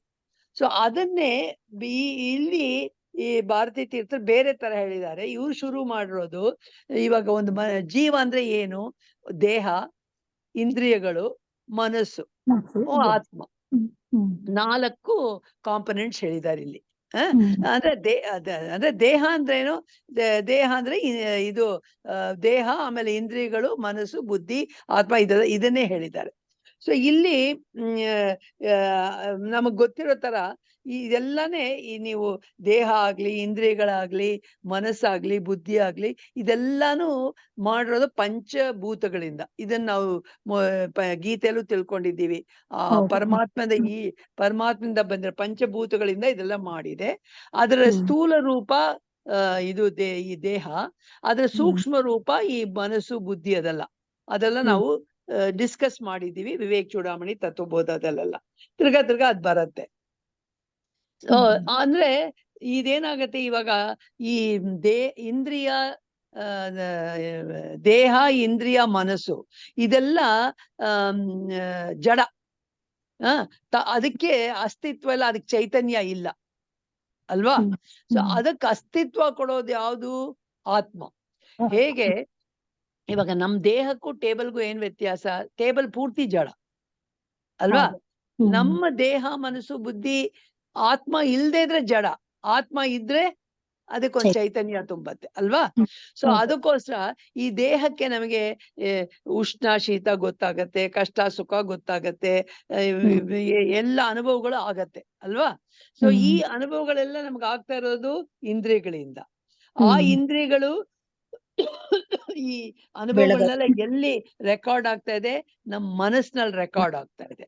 ಜೊತೆಗೆ ಆ ಇಂದ್ರಿಯಗಳಿಗೆ ಡೈರೆಕ್ಷನ್ಸ್, ಇದ್ ಮಾಡು, ಇದ್ ಮಾಡ್ಬೇಡ ಅಂತ ಇನ್ಸ್ಟ್ರಕ್ಷನ್ಸ್ ಕೊಡೋದು ಮನಸ್ಸು. ಅಂದ್ರೆ ಇಲ್ಲಿ ಮನಸ್ಸು ಅಂದಾಗ ಮನಸ್ಸು, ಬುದ್ಧಿ 2 ಅಂತ ತಿಳ್ಕೊಬೇಕು ಏನೋ. ಆಮೇಲೆ ಈ ಮನಸ್ಸು, ಬುದ್ಧಿ ಹೇಗ್ ಕೆಲಸ ಮಾಡುತ್ತೆ? ಅದಕ್ಕೆಲ್ಲಿಂದ ಚೈತನ್ಯ ಬರುತ್ತೆ? ಅದಕ್ಕೆ ಆತ್ಮದಿಂದ ಬರುತ್ತೆ. ಸೊ ಇವರು ಮೋಹನ್ ಲಕ್ಷ್ಮಿ ಹೇಳ್ದಂಗೆ, ಇವಾಗ ಒಂದು ಫ್ಯಾನ್ ಇದೆ, ಆ ಫ್ಯಾನ್ ತಾನಾಗ್ ಸುತ್ತಕ್ಕಾಗಲ್ಲ. ಅದಕ್ಕೆ ಎಲೆಕ್ಟ್ರಿಸಿಟಿ ಹೋದಾಗ್ಲೇ ಅದು ಸುತ್ತೋದು. ಸೊ ಫ್ಯಾನ್ ಸುತ್ತೋದು ಕಾಣಿಸುತ್ತೆ, ಆದ್ರೆ ಫ್ಯಾನ್ ಅದಕ್ಕೆ ಚೈತನ್ಯ ಕೂಡ ಎಲೆಕ್ಟ್ರಿಸಿಟಿ ನಾವು ನೋಡಕ್ಕಾಗಲ್ಲ ಅಲ್ವಾ? ಹಾಗೆ ನಮ್ ದೇಹ, ಮನಸ್ಸು, ಬುದ್ಧಿ ಎಲ್ಲ ಕೆಲಸ ಮಾಡ್ತಾ ಇದೆ. ಇದಕ್ಕೆಲ್ಲ ಚೈತನ್ಯ ಕೊಡೋದು ಆ ಆತ್ಮ. ಆ ಆತ್ಮ ನಮಗ್ ಕಾಣಿಸ್ತಾ ಇಲ್ಲ ಅಲ್ವಾ? ಸೊ ಆ ಆತ್ಮ ಕಾಣಿಸ್ತಾ ಇಲ್ಲ. ಈ ಕಾಣಿಸ್ದೇ ಇರೋ ಈ ತತ್ವನೇ ನಾವು ಆತ್ಮ ಅಂತೀವಿ. ಆ ಆತ್ಮನ ಇಲ್ಲಿ ಭಾರತೀ ತೀರ್ಥ ಸಾಕ್ಷಿ ಅಂತಾರೆ, ಚಿತಿ ಅಂತಾರೆ. ನಾವ್ ಬೇರೆ ಕಡೆ ಆತ್ಮ ಅನ್ನೋದನ್ನ ಇಲ್ಲಿ ಅವ್ರು ಅದನ್ನೇ ಸಾಕ್ಷಿ ಅಂತಾರೆ, ಚಿತಿ ಅಂತಾರೆ. ಅದಕ್ಕೋಸ್ಕರ ಸೊ ಈ ಆತ್ಮದಿಂದಾನೇ ನಮ್ಗೆಲ್ಲ ಈ ದೇಹ, ಇಂದ್ರಿಯಗಳಿಗೂ, ಮನಸ್ಸಿಗೂ ಎಲ್ಲ ಚೈತನ್ಯ ಬರ್ತಾ ಇರೋದು ಅಲ್ವಾ? ಸೊ ಈ ಚೈತನ್ಯ ಫಸ್ಟ್ ನಾವು ಇದ್ರಲ್ಲಿ ಈ ಶ್ಲೋಕದಲ್ಲಿ ಹೇಳೋದಕ್ಕಿಂತ ನಾವು ರಿವರ್ಸ್ ಅಲ್ಲಿ ಹೋಗೋಣ. ಈ ಆತ್ಮ ಬಂದು ಮನಸ್ಸು, ಬುದ್ಧಿಗೆ ಚೈತನ್ಯ ಕೊಡುತ್ತೆ ಅಲ್ವಾ? ಆತ್ಮ ಡೈರೆಕ್ಟ್ ಆಗಿ ಕಣ್ಣು, ಮೂಗು, ಕಿವಿಗೆ, ಇಂದ್ರಿಯಗಳಿಗೆ ಚೈತನ್ಯ ಕೊಡಲ್ಲ. ಆತ್ಮ ಬಂದು ಫಸ್ಟ್ ಚೈತನ್ಯ ಕೊಡೋದು ಬುದ್ಧಿಗೆ, ಮನಸ್ಸು, ಬುದ್ಧಿಗೆ. ಆ ಮನಸ್ಸು, ಬುದ್ಧಿಯಿಂದ ಚೈತನ್ಯ ಸಿಗೋದು ಇಂದ್ರಿಯಗಳಿಗೆ ಅಲ್ವಾ? ಇದನ್ನ ನೀವು ಗುರುಜಿ ಅವರು ಆತ್ಮ ಇದು ಕ್ಲಾಸಸ್ ಫಸ್ಟ್ ಅಟೆಂಡ್ ಮಾಡಿದ್ರೆ, ಆತ್ಮದರ್ಶನ ಕ್ಲಾಸಸ್, ಅದ್ರಲ್ಲಿ ಹೇಳ್ತಾರೆ, ಶುದ್ಧ ಚೈತನ್ಯ ಇದೆಯಲ್ಲ, ಒಂದೇ ಒಂದು ಚೈತನ್ಯ ಇರೋದು ಅದು ಆ ಶುದ್ಧ ಪರಬ್ರಹ್ಮ, ಅವನ ಬೆಳಕು ಅಂದ್ರೆ ಆ ಚೈತನ್ಯ ಪ್ರತಿಯೊಬ್ಬ ಜೀವದ ಮನಸ್ಸು ಮೇಲೆ ಬೀಳತ್ತೆ. ಓಕೆ? ಸೊ ಮನಸ್ಸು ಒಂದು ಕನ್ನಡಿ ಇದ್ದಂಗೆ. ಸೊ ಅದು ಪ್ರತಿಬಿಂಬ ಆಗತ್ತೆ ಮನಸ್ಸಿಂದ. ಒಂದು ಇದ್ರ ಮೇಲೆ ಏನಾದ್ರು ಬಿಟ್ರೆ, ಇವಾಗ ಲೈಟ್ ಒಂದು ಮಿರರ್ ಮೇಲೆ ಬಿಟ್ರೆ ಅದು ಪ್ರತಿಬಿಂಬ ಆಗತ್ತಲ್ವಾ? ಹಾಗೆ ಈ ಆತ್ಮ ಚೈತನ್ಯ ಬಿದ್ದಾಗ ಮನಸ್ಸಿಂದ ಒಂದು ಲೈಟ್ ಬರುತ್ತೆ, ಆ ಪ್ರತಿಬಿಂಬ ಚೈತನ್ಯ. ಆ ಪ್ರತಿಬಿಂಬ ಚೈತನ್ಯ ನಾವು ಚಿದಾಭಾಸ ಅಂತ ಹೇಳ್ತೀವಿ ಇದ್ರಲ್ಲಿ, ತತ್ವಬೋಧದಲ್ಲಿ ವಿವೇಕ್ ಚೂಡಾಮಣಿಯಿಂದ. ಆಮೇಲೆ ಈ ಪ್ರತಿಬಿಂಬ ಚೈತನ್ಯ ಮನಸ್ಸಿಂದ ತಿರ್ಗಾ ಹೋಗಿ ದೇಹದ ಮೇಲೆ ಬೀಳುತ್ತೆ, ಸೆಕೆಂಡರಿ ರಿಫ್ಲೆಕ್ಷನ್ ಆಗತ್ತೆ. ಗುರುಜಿ ಇದನ್ನ ಒಳ್ಳೆ ಪವರ್ ಪಾಯಿಂಟ್ ಪ್ರೆಸೆಂಟೇಶನ್ ಅಲ್ಲಿ ತೋರಿಸಿದ್ರು ಮೊದಲಲ್ಲಿ. ಸೊ ಈ ಮನಸ್ಸಿನ ಚೈತನ್ಯ ಇನ್ನೊಂದು ಕಡೆ, ಆವಾಗ ಆ ಪ್ರತಿಬಿಂಬ ಚೈತನ್ಯ ದೇಹದ ಮೇಲೆ ಬಿದ್ದಾಗ ದೇಹದಿಂದ ಒಂದು ರಿಫ್ಲೆಕ್ಟೆಡ್ ಬೀಮ್ ಬರುತ್ತೆ, ಅದನ್ನ ಸೆಕೆಂಡರಿ ರಿಫ್ಲೆಕ್ಷನ್ ಅಂತಾರೆ ಹೇಗೆ ಹ್ಮ್. ನೀವು ಇವಾಗ ಸೈನ್ಸ್ ಅಲ್ಲಿ ಆಗತ್ತಲ್ಲ, ನೀವು ಲೈಟ್ ಒಂದು ಮಿರರ್ ಮೇಲೆ ಬಿಡ್ತೀರಾ, ಅದು ರಿಫ್ಲೆಕ್ಟ್ ಆಗತ್ತೆ, ಅದನ್ನ ಹ್ಮ್. ಇನ್ನೊಂದ್ ಮಿರರ್ ಮೇಲೆ ಬಿಡ್ತಾರೆ, ಅದನ್ನ ರಿಫ್ಲೆಕ್ಟ್ ಆಗಿದೆ. ಇವಾಗ ನಿನ್ನೆ ಸೂರ್ಯನ ಹೌದು. ತಿಲಕ ನೋಡಿದ್ರಲ್ಲ, ಹೌದು ರಾಮನ ಹಣೆ ಮೇಲೆ. ರಾಮನ ಹಳೆ ಸೂರ್ಯ ತಿಲಕ, ಅದೆಲ್ಲ ಹೌದು. ಹೀಗೆ ಮಲ್ಟಿಪಲ್ ರಿಫ್ಲೆಕ್ಷನ್ಸ್ ಇಂದ ತಾನೇ ಆಗಿರೋದು, ಹ್ಮ್ ಹೌದು. ಸೈನ್ಸ್ ಯೂಸ್ ಮಾಡ್ಕೊಂಡು. ಹಾಗೆ ಇಲ್ಲಿ 2 ತರ ರಿಫ್ಲೆಕ್ಷನ್ಸ್ ಆಗತ್ತೆ. ಶುದ್ಧ ಚೈತನ್ಯ ಮನಸ್ ಮೇಲೆ ಬೀಳತ್ತೆ, ಸೊ ಅವಾಗ ಮನಸ್ಸು ಆಕ್ಟಿವೇಟ್ ಆಗತ್ತೆ, ಮನಸ್ಸಿಗೆ ಚೈತನ್ಯ ತುಂಬತ್ತೆ. ಈ ಮನಸ್ಸಿನ ಚೈತನ್ಯ ಇಂದ್ರಿಯಗಳ ಮೇಲೆ ಅಂದ್ರೆ ದೇಹದ ಮೇಲೆ ಬೀಳತ್ತೆ, ಆವಾಗ ದೇಹ ಆಕ್ಟಿವ್ ಆಗತ್ತೆ. ಓಕೆ, ಸೊ ಇವಾಗ ನಮ್ ಕೈ ಕಾಲು ಮೂಗು ಕಿವಿ ಇದೆಲ್ಲ ಕೆಲಸ ಮಾಡ್ತಾ ಇದ್ರೆ ಇದಕ್ ಚೈತನ್ಯ ಎಲ್ಲ ಬಂತು ಮನಸ್ಸಿಂದ ಬಂತು. ಮನಸ್ಸಿಗೆ ಚೈತನ್ಯ ಎಲ್ಲ ಅಂತ ಬಂತು ಶುದ್ಧ ಚೈತನ್ಯ ಪರಮೇಶ್ವರದಿಂದ ಆತ್ಮದಿಂದ ಬಂತು, ಅಲ್ವಾ? ಸೊ ಅದಕ್ಕೋಸ್ಕರ ಇದನ್ನ ನಾವ್ ಇಟ್ಕೊಂಡು ಅದನ್ನ ಇವರು ಬೇರೆ ಇದ್ರಲ್ಲಿ, ಸೊ ಇಲ್ಲೇನ್ ಹೇಳ್ತಾ ಇದ್ದಾರೆ ಅಂದ್ರೆ, ನಾವ್ ಹೇಳೋದು ಆತ್ಮ ಬಂದು ದೃಕ್ ಆಗತ್ತೆ, ಮನಸ್ಸು ಬಂದು ದೃಶ್ಯಂ ಆಗತ್ತೆ. ಆಮೇಲೆ ಮನಸ್ಸು ದೃಕ್ ಆಗತ್ತೆ, ಇದು ಇಂದ್ರಿಯಗಳು ದೃಶ್ಯಂ ಆಗತ್ತೆ, ಅಲ್ವಾ? ಆಮೇಲೆ ಇಂದ್ರಿಯಗಳು ದೃಕ್ ಆಗತ್ತೆ, ಈ ಪ್ರಪಂಚ ದೃಶ್ಯಂ ಆಗತ್ತೆ, ಅಲ್ವಾ? ಇದನ್ನ ಇವರು ಆಪೋಸಿಟ್ ಆಗಿ ಹೇಳಿದ್ದಾರೆ. ರೂಪಂ ದೃಶ್ಯಂ ಲೋಚನಂ ದೃಕ್ ಅಂದ್ರೆ ಈ ಲೋಚನ ಕಣ್ಣು ದೃಕ್ ಆಗತ್ತೆ, ರೂಪಂ ನಾವು ಪ್ರಪಂಚದಲ್ಲಿ ನೋಡೋ ಎಲ್ಲಾ ರೂಪಗಳೆಲ್ಲ ದೃಶ್ಯವಾಗುತ್ತೆ. ಅಂದ್ರೆ ಪ್ರಪಂಚದಲ್ಲಿ ರೂಪ ಅಂದ್ರೆ ಬರೀ ಕಣ್ಣಿಂದ ನೋಡೋದೆಲ್ಲ, ಕಿವಿ ಇಲ್ಲಿ ಲೋಚನ ಬಂದಾಗ ಇಂದ್ರಿಯಗಳೆಲ್ಲ ಸೇರತ್ತೆ ಇದ್ರಲ್ಲಿ. ನಾವು ಕಿವಿಯಿಂದ ಕೇಳೋದು, ಮೂಗಿನಿಂದ ವಾಸನೆ ಮಾಡೋದು, ಚರ್ಮದಿಂದ ಆ ಸೆನ್ಸೇಷನ್ ಫೀಲ್ ಆಗೋದು, ಬಾಯಿಂದ ಟೇಸ್ಟ್ ಮಾಡೋದು, ಎಲ್ಲ ಅನುಭವಗಳು ಇದೆಲ್ಲ ಪ್ರಪಂಚ ಅಲ್ವಾ ನಮಗೆ, ಇಂದ್ರಿಯಗಳಿಂದ. ಸೊ ಇದೆಲ್ಲ ರೂಪದ ಲೆಕ್ಕ. ಸೊ ಇದೆಲ್ಲ ಇಂದ್ರಿಯಗಳಿಂದ ನಾವು ನೋಡ್ತಾ ಇದ್ದೀವಿ. ಸೊ ಈ ಪ್ರಪಂಚ ದೃಶ್ಯವಾಗತ್ತೆ, ನಮ್ಮ ಇಂದ್ರಿಯಗಳು ದೃಕ್ ಆಗತ್ತೆ, ಅಲ್ವಾ? ಆಮೇಲೆ ಆದ್ರೆ ಈ ಇಂದ್ರಿಯಗಳು, ನನ್ ಕಣ್ಣು ಯಾಕೆ ಹೀಗಾಗ್ತಾ ಇದೆ, ನನ್ಗೆ ಯಾಕೆ ಇದು ಕೇಳಿಸ್ತಾ ಇಲ್ಲ, ಇವತ್ ಕಣ್ಣು ಯಾಕೆ ಉರಿತಾ ಇದೆ, ಆಮೇಲೆ ಇದು ಇವಾಗ ಕಣ್ಣು ಯಾಕೆ ತೆಗಿಯಕ್ ಆಗ್ತಾ ಇಲ್ಲ, ನನ್ ಬಾಯಲ್ಲಿ ಟೇಸ್ಟೇ ಇಲ್ವಲ್ಲ, ನನಗ್ ಕೇಳಿಸ್ತಾನೆ ಇಲ್ವಲ್ಲ. ನಾವು ನಮ್ಮ ಇಂದ್ರಿಯಗಳ ಬಗ್ಗೆ ನಾವು ಕ್ವಶನ್ ಮಾಡ್ತೀವಲ್ವಾ? ಇದಕ್ಕೆ ಆನ್ಸರ್ಸ್ ಎಲ್ಲಿ ಬರುತ್ತೆ? ಮನಸ್ಸಲ್ಲಿ ಬರುತ್ತೆ, ಅಲ್ವಾ? ಸೊ ತದೃಶ್ಯಂ ದೃಕ್ತು ಮಾನಸಂ ಅಂದ್ರೆ ಈ ದೃಕ್ನ ತಿರ್ಗಾ ದೃಶ್ಯವಾಗಿ ನೋಡೋದು ಯಾವುದು? ಮನಸ್ಸು. ಅಂದ್ರೆ ಇಂದ್ರಿಯಗಳು ದೃಶ್ಯ ಆಗತ್ತೆ, ಮನಸ್ಸು ದೃಕ್ ಆಗತ್ತೆ. ಆಮೇಲೆ ದೃಶ್ಯ ದಿವೃತ್ತಸ್ಯ ಸಾಕ್ಷಿ. ಇವಾಗ ಮನಸ್ಸು ಹೇಗೆಲ್ಲ ಕೆಲಸ ಮಾಡತ್ತೆ? ಒಂದು ಇಂದ್ರಿಯಗಳ ಬಗ್ಗೆ ಅದು ಯೋಚನೆ ಮಾಡತ್ತೆ, ಇಂದ್ರಿಯಗಳ ಮೂಲಕ ಪ್ರಪಂಚದ ಬಗ್ಗೆ ಯೋಚನೆ ಮಾಡುತ್ತೆ. ಇಂದ್ರಿಯಗಳು ಇಂದ್ರಿಯಗಳು ಪ್ರಪಂಚ ಇಲ್ದೇನೆ ಮನಸ್ಸಿಗೆ ತನ್ನದೇ ತಂದ ವೃತ್ತಿಗಳಿರತ್ತೆ, ಅಲ್ವಾ? ಯಾವ್ದೋ ಹಳೆಯದು ಜ್ಞಾಪಕ ಮೆಮರೀಸ್ ಇರತ್ತೆ, ಆಮೇಲೆ ಸಡನ್ ಆಗಿ ಯಾವ್ದೋ ಒಂದು ಬುದ್ಧಿ ಥಾಟ್ ಬರತ್ತೆ, ಆವಾಗ ಆ ಒಂದು ಎಕ್ಸ್ಪೀರಿಯನ್ಸ್, ಇವಾಗ ಹೀಗೆ ಯಾಕೆ ಮಾಡ್ಬೋದು, ಹಾಗೆ ಯಾಕೆ ಮಾಡ್ಬಾರ್ದು ಅಂತ. ನಿಮ್ ಇಂದ್ರಿಯಗಳು ಕೆಲಸ ಮಾಡದೇ ಇದ್ರೇನು, ಕಣ್ಣು ಮುಚ್ಕೊಂಡು ಮಲಗಿದ್ರು ಕೂಡ ಮನಸ್ಸು ಕೆಲಸ ಮಾಡತ್ತಲ್ವಾ? ಎಷ್ಟೊಂದ್ ತರ ನಿಮ್ಗೆ ಅನುಭವಗಳಾಗತ್ತೆ ಮನಸ್ಸಲ್ಲಿ, ಅದೆಲ್ಲ ವೃತ್ತಿಗಳಲ್ವಾ, ಥಾಟ್ಸ್ ಅಲ್ವಾ? ಆಮೇಲೆ ನನ್ ಮನಸ್ಸು ಯಾಕೆ ಹೀಗ್ ಹೋಗ್ತಾ ಇದೆ, ಇದೆಲ್ಲ ನಿಲ್ಲಿಸ್ಬೇಕು, ಇವಾಗ ಸಾಕು ಅಂತ ನಾವು ಆ ಮನಸ್ಸನ್ನ ಕಂಟ್ರೋಲ್ ಮಾಡ್ತೀವಿ, ಅಲ್ವಾ? ಈ ಮನಸ್ಸನ್ನ ನೋಡಿ ಕಂಟ್ರೋಲ್ ಮಾಡೋದು ಯಾರು? ಅದ್ರ ಹಿಂದೆ ಇನ್ಯಾರೋ ಇರ್ಬೇಕಲ್ವಾ? ಸೊ ಅದೇ ಆತ್ಮ. ಸೊ ಆತ್ಮನ ಇಲ್ಲಿ ಸಾಕ್ಷಿ ಅಂತಾರೆ. ಆಮೇಲೆ ಇವಾಗ ಕಣ್ಣನು ದೃಕ್ಕಾಗಿತ್ತು, ಅದು ದೃಶ್ಯವಾಗುತ್ತೆ ಮನಸ್ಸಿಗೆ. ಮನಸ್ಸು ದೃಕ್ಕಾಗಿತ್ತು, ಅದು ಆತ್ಮಕ್ ದೃಶ್ಯ ಆಗತ್ತೆ. ಸೊ ಮತ್ತೆ ಆತ್ಮ ದೃಕ್ ಆದ್ಮೇಲೆ ಆತ್ಮ ಯಾರಿಗ್ ದೃಶ್ಯವಾಗತ್ತೆ? ಅದ್ರ ಹಿಂದೆ ಯಾರು ಇಲ್ಲ. ಸೊ ಆತ್ಮಕ್ಕೆ ಯಾರು? ಆತ್ಮ ದೃಕ್ಕಾಗೆ ಉಳಿಯತ್ತೆ, ಅದಕ್ ದೃಶ್ಯ ಆಗಕ್ಕಿಲ್ಲ, ಅದು ಆಬ್ಜೆಕ್ಟ್ ಆಗೋಕ್ ಸಾಧ್ಯವೇ ಇಲ್ಲ. ಸೊ ಆತ್ಮನಿಂದ, ಆತ್ಮ ಥ್ರೂ ಮೈಂಡ್, ಥ್ರೂ ಇಂದ್ರಿಯ, ನಾವು ಅಂದ್ರೆ ಇಂದ್ರಿಯ ಅಂದ್ರೆ ದೇಹ, ನಾವು ಪ್ರಪಂಚನ ಅನುಭವಿಸ್ತೀವಿ. ಆದ್ರೆ ಆತ್ಮನ ಕಣ್ಣು ನೋಡ್ಬಹುದು, ಮನಸ್ಸಿಂದ ಇಂದ್ರಿಯಗಳ ಎಕ್ಸ್ಪೀರಿಯನ್ಸ್ ಗೊತ್ತಾಗತ್ತೆ, ಮನಸ್ಸಿನ ಬಗ್ಗೆ ಆತ್ಮನಿಂದ ಗೊತ್ತಾಗತ್ತೆ. ಆದ್ರೆ ಆತ್ಮನ್ ನೋಡಕ್ ಸಾಧ್ಯ ಇಲ್ಲ, ಆತ್ಮನ ಬಗ್ಗೆ ಏನು ಗೊತ್ತಾಗಕ್ ಸಾಧ್ಯ ಇಲ್ಲ. ಹೇಗೆ ಎಲೆಕ್ಟ್ರಿಸಿಟಿ ನೋಡಕ್ಕಾಗಲ್ವೋ, ಎಲೆಕ್ಟ್ರಿಸಿಟಿ ಚೈತನ್ಯದಿಂದ ಫ್ಯಾನು ಲೈಟು ಎಲ್ಲ ಕೆಲಸ ಮಾಡತ್ವೋ, ಹಾಗ ಆತ್ಮನಿಂದ ಮನಸ್ಸು ಈ ಇಂದ್ರಿಯಗಳೆಲ್ಲ ಕೆಲಸ ಮಾಡ್ತಾ ಇದೆ, ಆದ್ರೆ ಆತ್ಮನ್ ನೋಡಕ್ ಆಗಲ್ಲ. ಸೊ ಅದೇ ಇದು. ಸೊ ಇದಕ್ಕೆ ಇನ್ನೂ ಒಂದು ಎಕ್ಸಾಂಪಲ್ ಕೊಡ್ತಾರೆ. ಹೇಗೆ ನೀವು ಒಂದು ಪೌರ್ಣಮಿ ದಿವ್ಸ ನೀವು ಚಂದ್ರನ್ ನೋಡ್ತೀರಾ, ಚಂದ್ರ ಎಷ್ಟ್ ಚೆನ್ನಾಗಿದೆ ಅಂತೀವಿ. ಆಮೇಲೆ ಗೊತ್ತಾಗತ್ತೆ ಈ ಚಂದ್ರನ್ ಬೆಳಕು ಮತ್ತು ಸೂರ್ಯನಿಂದ ಬಂದಿರೋ ಬೆಳಕು ಅಂತ, ಅಲ್ವಾ? ಚಂದ್ರನ್ ತನ್ನದು ಅಂತ ಬೆಳಕಿಲ್ಲ, ಸೂರ್ಯ ಇದು ಬೆಳಕ್ ಬಿದ್ದಾಗ್ಲೇ ಅವನ್ ಬೆಳಕು ನಮಗ್ ಕಾಣಿಸೋದು, ಅಲ್ವಾ? ಸೊ ಹಾಗೆ ನಮ್ಮ ಈ ಆದ್ರೆ ಸೊ ಆ ಸೂರ್ಯ ನಮಗ್ ಕಾಣಿಸ್ತಾ ಇಲ್ಲ, ಅಲ್ವಾ? ಅವಾಗ ಹಾಗೆ ನಮ್ಮ ಆತ್ಮನಿಂದ ಮನಸ್ಸು ಕೆಲಸ ಮಾಡುತ್ತೆ, ಮನಸ್ಸಿಂದ ಇಂದ್ರಿಯಗಳು ಕೆಲಸ ಮಾಡುತ್ತೆ, ಅಂದ್ರೆ ದೇಹ ಕೆಲಸ ಮಾಡುತ್ತೆ. ಆದ್ರೆ ಆತ್ಮನ್ ನೋಡಕ್ಕೆ ಗೊತ್ತಾಗ. ಅದಕ್ಕೆ ಇಲ್ಲಿ ಇವಳು ಯಶ್ಮಿತಾ ಹೇಳ್ದಂಗೆ ಇಲ್ಲಿ ಒಂದು ರಿಲೇಟಿವ್ ಅಬ್ಸಲ್ಯೂಟ್ ಅಂತ 2 ವರ್ಡ್ಸ್ ಬರುತ್ತೆ ಇಂಗ್ಲಿಷ್ ಅಲ್ಲಿ.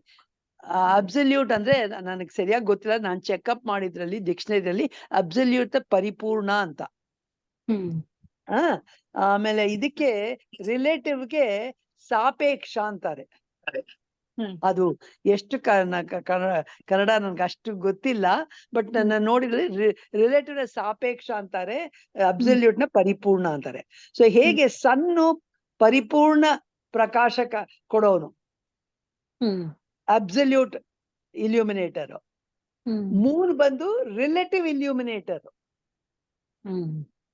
ಸನ್ನಿಂದ ಬಂದಿದ್ದನ್ನ ನಮಗ್ ಕಣ್ಣಕ್ ಕಾಣಿಸ್ತಾ ಇದೆ, ಅಲ್ವಾ? ಅದು ರಿಲೇಟಿವ್ ಆಗತ್ತೆ, ಸಾಪೇಕ್ಷ ಆಗತ್ತೆ.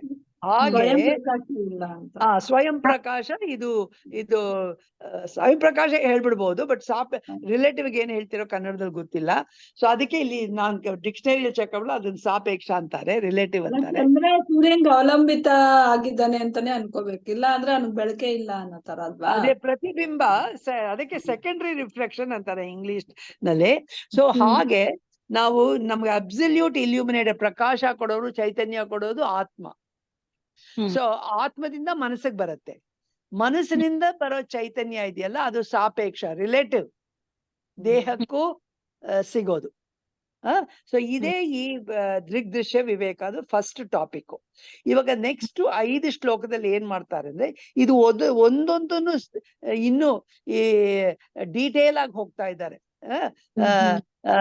ಇದು ಇದ್ರ 2 ಇದೆಯಲ್ಲ, ಇವಾಗ ಒಂದು ಅಬ್ಸಲ್ಯೂಟ್ ಇಲ್ಯೂಮಿನೇಟರ್, ರಿಲೇಟಿವ್ ಇಲ್ಯೂಮಿನೇಟರ್ ಇದೆಯಲ್ಲ. ಸೊ ಇದ್ರ ಬಗ್ಗೆ ಇನ್ನು ಡೀಟೇಲ್ ಆಗಿ ವಿಶ್ಲೇಷಣೆ ಮಾಡ್ತಾ ಇದ್ದಾರೆ ನೆಕ್ಸ್ಟ್ 5 ಶ್ಲೋಕದಲ್ಲಿ. ಸೊ therefore ಇಲ್ಲಿ ನಾವು ಇದೇ ತಿಳ್ಕೊಬೇಕಾಗಿರೋದು. ಇದು ರೂಪಂ ದೃಶ್ಯಂ ಲೋಚನಂ ದೃಕ್ ಅಂದ್ರೆ forms and colours of the external world including the physical body are experience. ಅದನ್ನ ನಾವು ಕಣ್ಣಿಂದ ನೋಡ್ತೀವಿ, ಇಲ್ಲ ಇಂದ್ರಿಯಗಳಿಂದ ನೋಡ್ತೀವಿ. ತದೃಶ್ಯಂ ಅಂದ್ರೆ ಈ ಇಂದ್ರಿಯಗಳು ದೃಶ್ಯವಾಗ್ಬಿಡತ್ತೆ. ಯಾರಿಗೆ? ಇದು ಮನಸ್ಸಿಗೆ, ಮಾನಸಂ. ಅಂಡ್ ಸೊ ಇವಾಗ ಇಂದ್ರಿಯಗಳು ದೃಶ್ಯವಾದ್ರೆ ಅದನ್ನ ಅನುಭವ ಪಡೋರು ಯಾರು? ಸಿಯರ್ ಯಾರು? ಅದು ಮನಸ್ಸು. ಆಮೇಲೆ so the mind is the seer and eyes are the scene. And when the eyes are closed, ಇವಾಗ ನಾವು ಕಣ್ಣು ಮುಚ್ಕೊಂಡು ಇಂದ್ರಿಯಗಳೆಲ್ಲ ನಮ್ ಕೆಲ್ಸ ಮಾಡ್ತಾ ಇಲ್ಲ, ನಮ್ ಹಾಸಿಗೆಲ್ ಮಲಗಿರ್ತಾರೆ, ಎಷ್ಟೋ ಸಲ ಅದಾಗತ್ತೆ. ಆದ್ರೆ ಮನಸ್ಸು ಎಷ್ಟೆಷ್ಟೋ ದೃಶ್ಯಗಳನ್ನು ತನ್ನ ಕಲ್ಪಿಸ್ಕೊಳ್ಳತ್ತೆ, ಇಮ್ಯಾಜಿನ್ ಮಾಡ್ಕೊಳತ್ತೆ, ನೋಡತ್ತೆ, ಎಲ್ಲ ಮಾಡತ್ತೆ, ಅಲ್ವಾ? ಸೊ ಆವಾಗ ಇದು ಇಂದ್ರಿಯಗಳು ಇಲ್ದೇ ಇದ್ರು ಮನಸ್ಸು ಕೆಲ್ಸ ಮಾಡ್ತಾ ಇದೆ. ಸೊ therefore ಇಲ್ಲಿ ಮತ್ತೆ ಮೈಂಡ್ ಏನಾಗುತ್ತೆ ಇಲ್ಲಿ ಅದೇ ದೃಶ್ಯಂ ದೀವೃತ್ತಿಯ ಸಾಕ್ಷಿ. ಸೊ ಈ ಮನಸ್ಸನ್ನ ಯಾರು, ಮನಸ್ಸಿನ ಈ ಚಟುವಟಿಕೆಗಳೆಲ್ಲ ಯಾರು ಎಕ್ಸ್ಪೀರಿಯನ್ಸ್ ಮಾಡ್ತಾ ಇದ್ದಾರೆ, ಯಾರು ಅದನ್ನ ಇದ್ ಮಾಡ್ತಾರೆ ಅಂದ್ರೆ ಅದೇ ಸಾಕ್ಷಿ ಅಂತ ಹೇಳ್ತಾರೆ.